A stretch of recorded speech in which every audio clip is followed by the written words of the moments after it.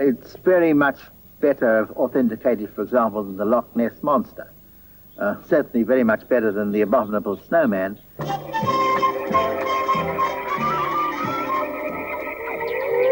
I said, where's that car? Said it must have stopped.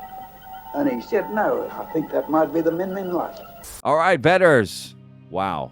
Today, we're going to be discussing a phenomenon known as the Min Min lights. That's right. It is a Australian phenomenon comprised of little spheres, little orbs, lights in the sky that many Australians have encountered in a particular part of Australia. And of course, with me today to discuss this is someone from that country, of course, Daniel Clancy. You guys know him, head moderator here at Vetted, but also very familiar with this phenomena, the Min Min lights. What's up, Daniel?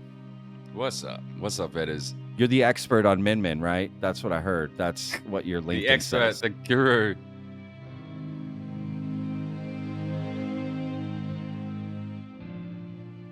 I grew up in a really rural and remote part of Western Australia called Northampton.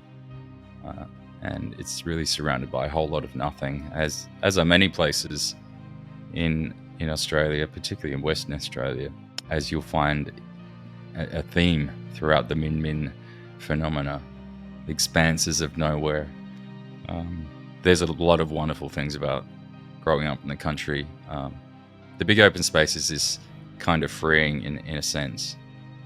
You really are stuck with your own mind, which can be good and bad for many reasons. My mind was always really active as a child, and I was always trying to, avoid the boredom of rural life. I wouldn't call myself an expert.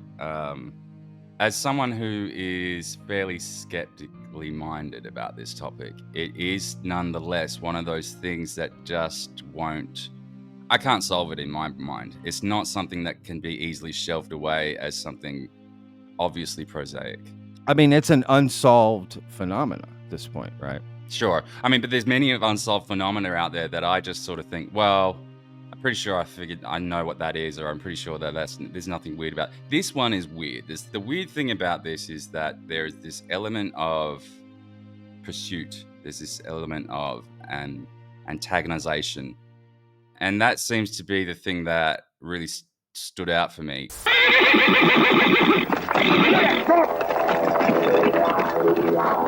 One of the most vivid encounters, so it's told, occurred 60 years ago, off a lonely track in North Queensland. Apparently, without warning, the Min Min reared out of a graveyard at the back of the old Min Min Hotel and sent a stockman mad. In stark terror, he dug in the spurs and galloped furiously towards the nearest town. The light of the Min Min followed the stricken rider and then disappeared into the darkness shortly before he reached the hotel.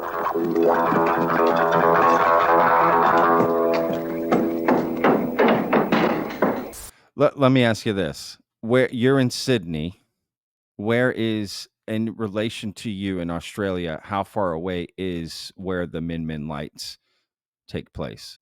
Well, so I'm in Sydney now, but I've moved around the country. So my grandma and where I grew up was in a little town called Northampton in Western Australia. It's very rural. Western Australia is so big and expansive. There's a whole lot of open spaces in between. Nothing there. So yeah, it's really rural out in the middle of nowhere there. It satisfies all of those outback conditions that you imagine, that spring to mind when you think of outback Australia. So I'm from there, but I did move around the country. I'm now on the opposite end of the continent. But this is a phenomenon that has stretched from one end to the other. So it did originate in a town site called Boulia in Queensland. But of course, my family's from remote Western Australia. That's where my grandma had her experiences. That's where our family friend Leanne had her experiences as well at the same time. In both stories, there was that element of chase. Of course, with my grandma, she was stationary inside her room. So to me, that one, it has even less possibilities. Do you know what I mean? Because she's staying in one spot, is coming up to her window, back and forwards. when you're in the car, there's a lot, and you're out on the open road, I guess there's a whole lot more variables that it could be at play there. But inside your home is kind of eliminates a lot of them. I said, where's that car? Said it must have stopped. And he said, no, I think that might be the Min Min light. And he pulled the car up. I said, I've never seen that. And he pulled it up. He said, there it is behind us. And you could see it there like a big fluorescent carbide light, about the height of a car light going along the road. And it just was suddenly there. Mum pretended that the car was running out of petrol, and it just let it stop, and we all went under the seats. I don't know about George, but the hairs in the back of my neck stood up like bristles on a pig's back. Never used to worry me. I never used to ever fighting them. I used to be a game. I used to try and catch it. And they used to tell me, oh, you get 50 quid if you catch it. And I said, well, I'm going to get that 50 quid, but I never ever caught it. Well, to be quite honest with you, I wasn't thinking of the wife and child. I was thinking of myself when I got out of the place. Yeah, right. We went nearly flat in the battery of the car getting in. How do you explain the inexplicable?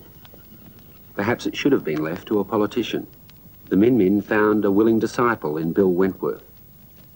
Since leaving the parliamentary benches, Bill and his wife Barbara have been taking things a little easier, travelling and fulfilling some of the promises Bill made to himself during those years in politics. Now, I've always been puzzled about this Min Min light. It seems to me that it could be of importance to know what it really is, if it is there. How'd you come across it in the first place, though? Well, I've heard of it from many places. I think the late Tom Holt, who saw it very near at hand, was one of the people who first told me about it. A party of geologists up at Mount Isa told me about it. Do you think it'll be any different from politics? Well, I suppose politics is very elusive. At any rate, I hope it'll be more material in a way than politics. I don't know. Following people, it's pursuing them, like you said. That is quite a difference here, which is what makes this so fascinating. Would you say of all the phenomena in Australia, where does this rank as far as like how well it's known and how much it affects people? Does that make sense? Like, it's funny because it's one of the most common things that will come up if you ask people about have you ever seen a UFO in Australia? They'll talk about Min Min lights. Often, oh, interesting. Yeah, quite frequently it comes up.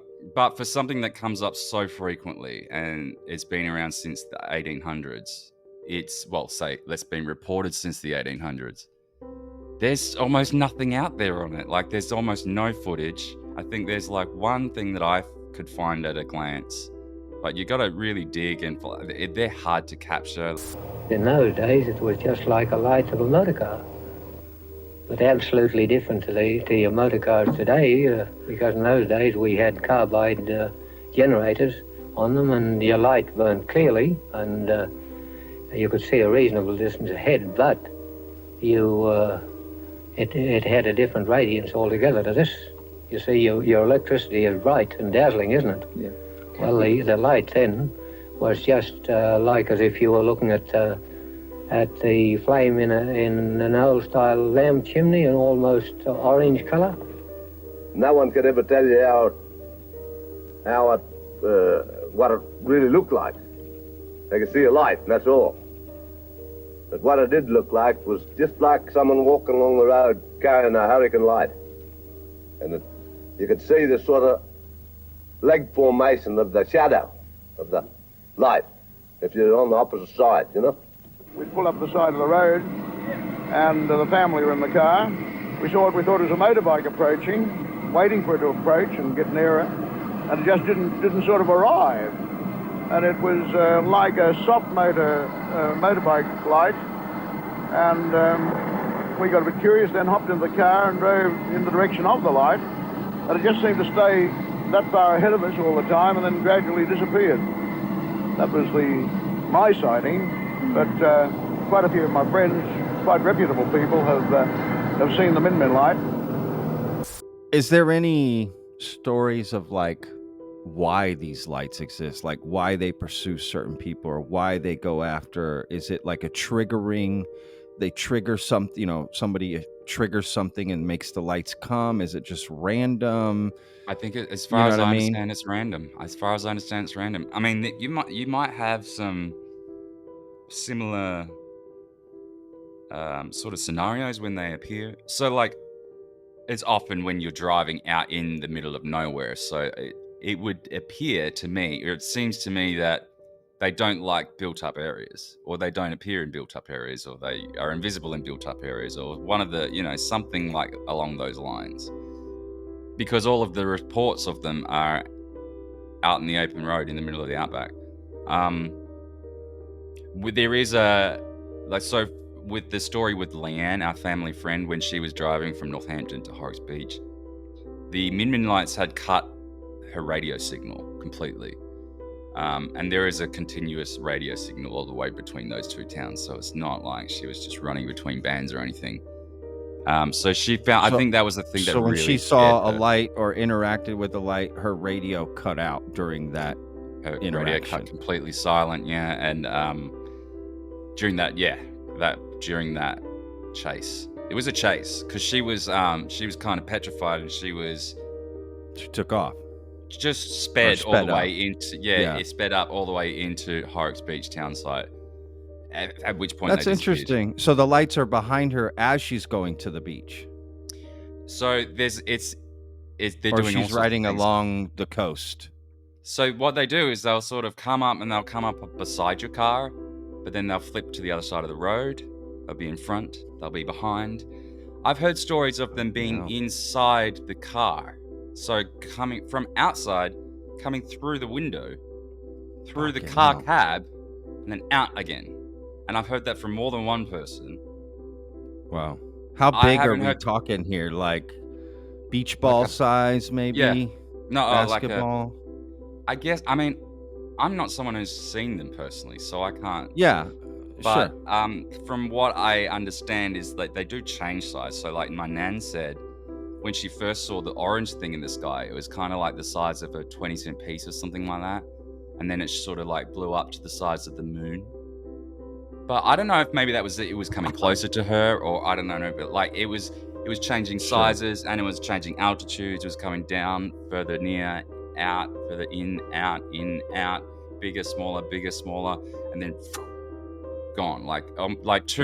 Disappearing at a rate where you can't see the vector of this, like you can't see which direction it's gone. It's just gone, like a light switch that's gone off. When it rains in the Channel Country, everything floats in mud and no one moves. And it's usually a time when the locals test their theories about the Min Min. We had a very unusually heavy rain, almost 6 inches of rain. And about 3 days later, it was followed by about 4 inches of rain. And late that afternoon, the skies were clear and everything quit raining. And we saw this light coming in. There was about 20 people stranded here in the wet. And it would have been impossible for any other cars to have been anywhere in the area at all.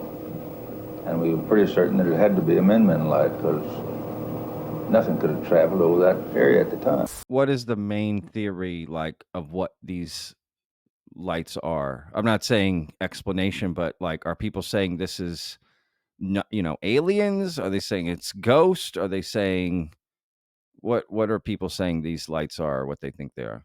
I think people are more inclined to think that they're ghostly than than extraterrestrial. Perhaps that's just the way of our culture down here. We're less of a UFO society. The Aboriginals, what do they say about it? The devil. The devil? Yeah. And they really have been there before the white man or not? No, he only come there after the white man started to kill the black fellas. That's what they say, do they? Yeah. And then the black fellas, he was the black fella's ghost, that fella. Yeah. You reckon? One old fellow used to tell us about it when we were a kid. Did he? What did he say? Well, he just said he used to come around where he used to camp. He used to come around and he used to see this light coming. Mm. He used to smoke the fire and put the billy on in case anyone came over. Do you know whether they had a proper word for it or not? I don't know. Mm. Did they think it would harm them, or they just didn't care about it? Or They just didn't worry about it. didn't just accept it as something normal? It was always going to be there. Yes. Lani, they tell me that your grandmother used to talk to you sometimes about the Min Min light. Is that so? Yes, he told me about it. I'm not too frightened of that. That's one hat. What did the old people say about the Min Min light? Well, they talk with a lingo. Oh, yes. Oh, what did they call it? They say kurari. Kurari. That kurari means light. Yes. And did they have a special name for it or not? No, only that one. Mm. Tell me not to frighten. Yeah, told you not to frighten. The main thing that I was always asking everyone as a young child that I can remember is, what is the strangest thing that you've ever seen? Have you ever seen a ghost? Have you ever seen... I was always interested in mysteries and I guess supernatural phenomena. I spent a lot of time with some friends in a haunted house as a young man, so perhaps that's what inspired it. But with regards to my own family, we have had some Min Min encounters. So namely my grandma, my Nana Dawn, she passed away in 2015. She was someone who was very sensible, very just not into woo. She wasn't religious. She really wasn't into anything esoteric or bizarre or strange or... in fact, she would resist my questions of what's the strangest thing, or, you know, I'd ask her all sorts of crazy things. One thing that kept repeating itself throughout the town was this story of the Min Min lights. So it came a bit of a shock to me when I discovered that Nan had actually had her own, what we think is a Min Min encounter. So she was about 1975, before I was born.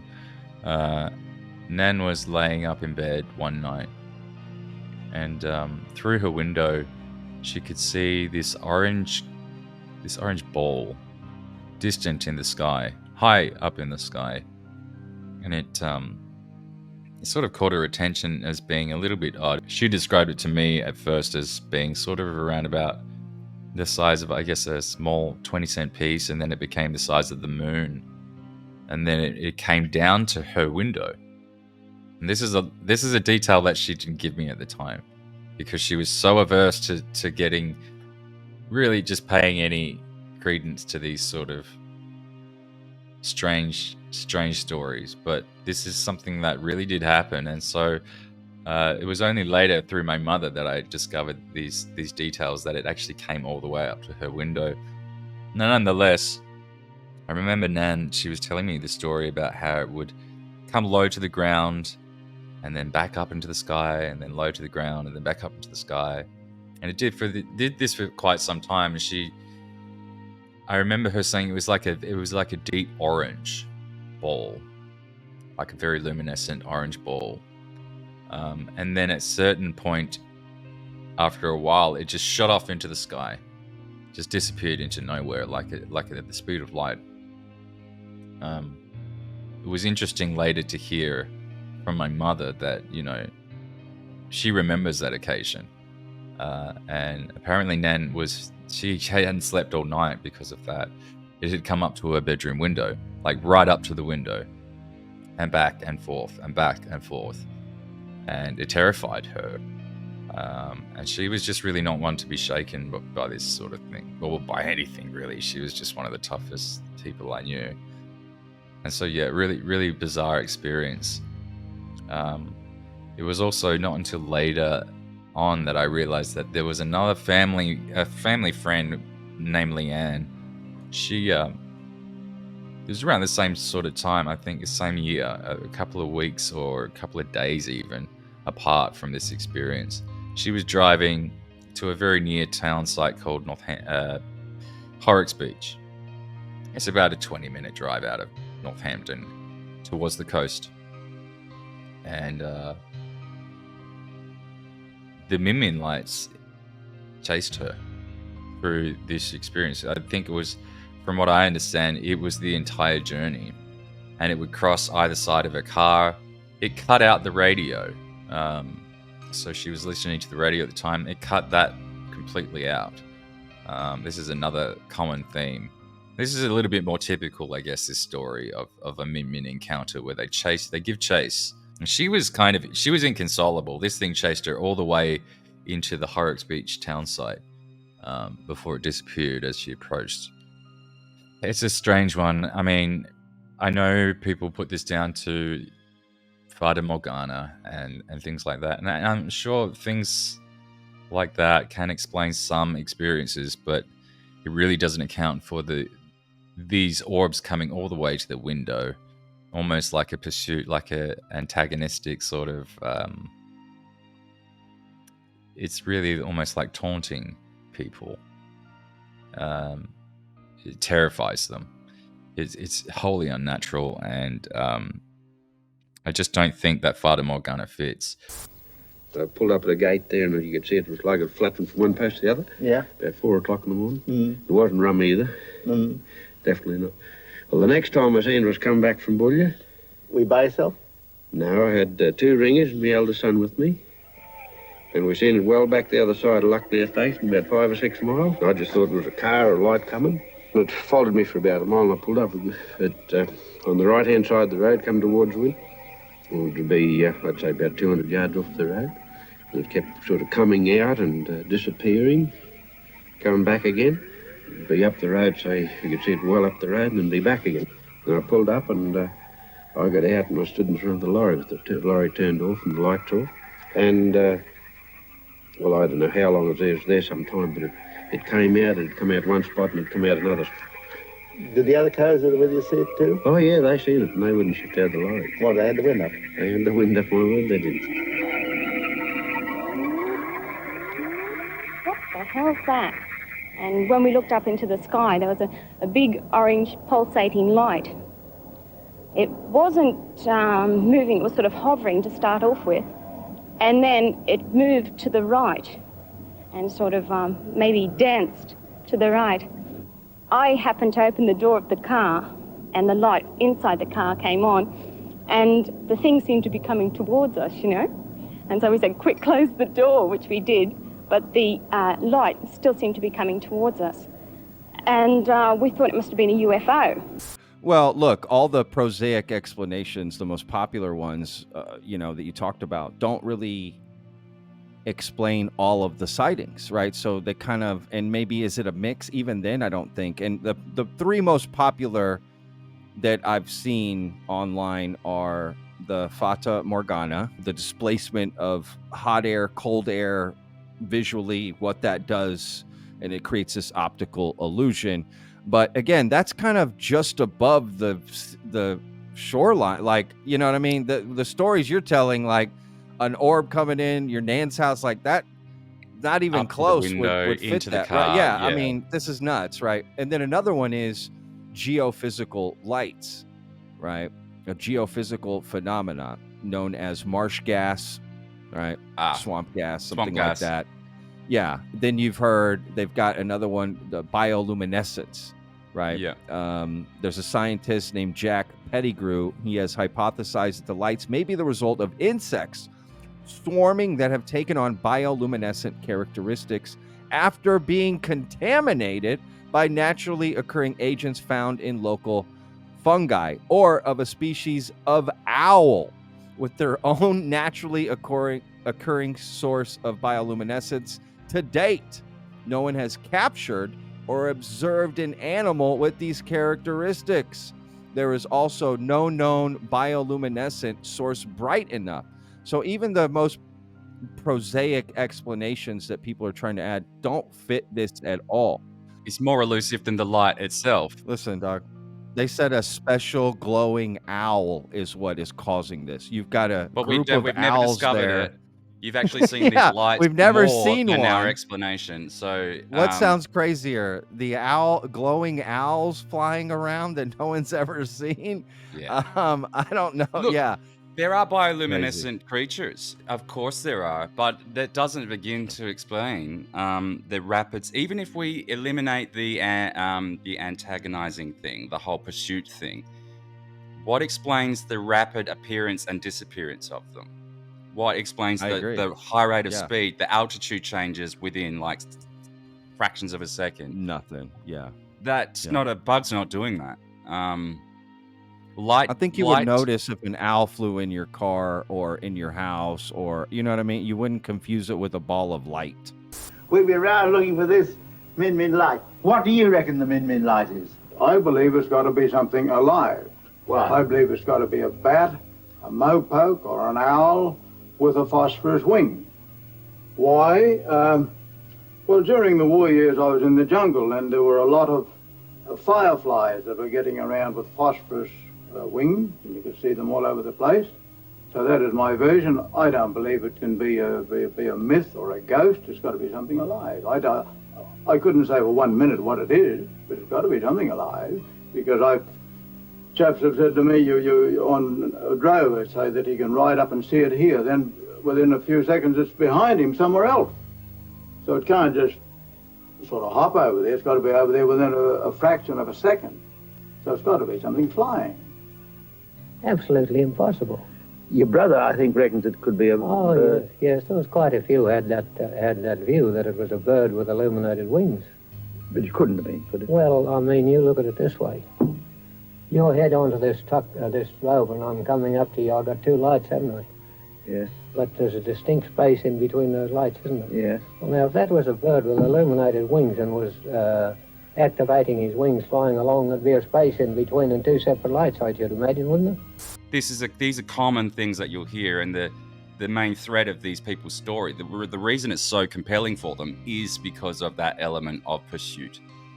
These people are convinced that it knew they were there and it was coming for them, whether it was for good reasons or bad reasons. It was pursuing them personally, specifically. Yeah.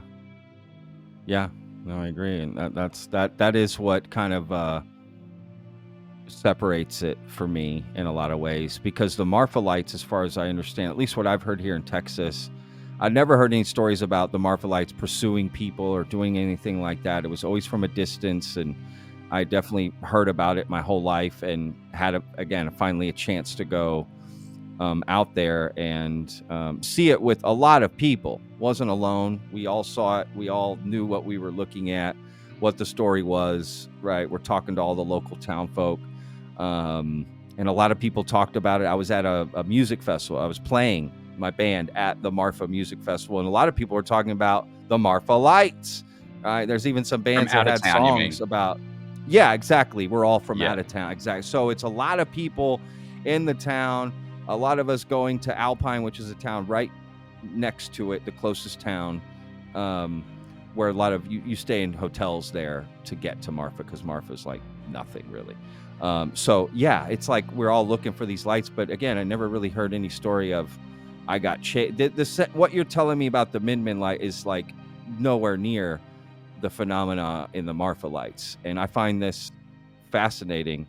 We've got plenty of these sorts of things around the world that we've heard of that are similar. There's the Hesdalen lights, I think, in Norway, and we have plenty of ghost light encounters around North America and Europe. So although it seems like an isolated thing to Australia, is going back a very, very long time, it could be that these experiences are in fact one and the same. I'm not going to go so far as to say that they are non-human, but they certainly do seem to be intelligent, and they'll always for me remain a top of the list of really crazy things. That it just for me, because my grandma, I know she's not a liar. I know she doesn't make things up, and I know how serious she was. So it just strikes personal for me. Chef, no. Chef, I'm really scared. Dad, no, we have to keep driving. Oh my God. We're not stopping. And it's gone again. It's gone again. Chef, really freaked out. It's gone. Dad,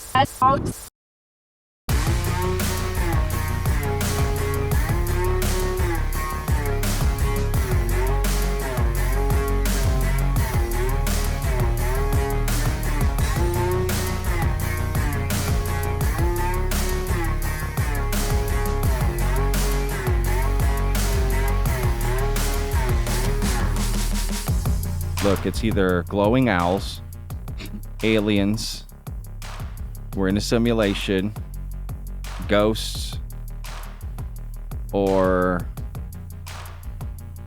the unknown, right? The unknown answer here. Dude, it could be aliens. It's like it could just as easily be aliens. It could or all of the above.